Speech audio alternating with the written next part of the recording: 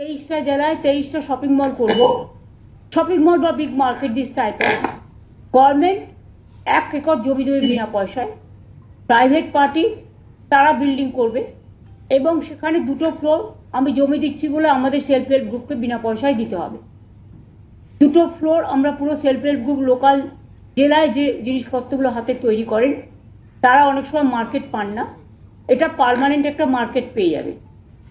23টা জায়গার মধ্যে 23টা জেলার মধ্যে আমরা আজকে নিয়ে আমাদের 23টার মধ্যে 11টা জায়গা আমরা ক্লিয়ার করে দিয়েছি।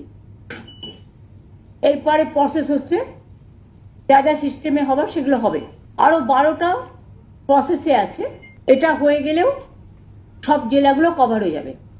আজকে যে জেলাগুলো ক্লিয়ার করা হয়েছে পুরুলিয়া জেলা, দার্জিলিং জেলা, বাঁকুড়া জেলা, কুচবিহার জেলা, হাওড়া জেলা, জলপাইগুড়ি জেলা, ঝাড়গ্রাম জেলা, মুর্শিদাবাদ জেলা, পশ্চিম মেদিনীপুর জেলা, উত্তর দিনাজপুর জেলা।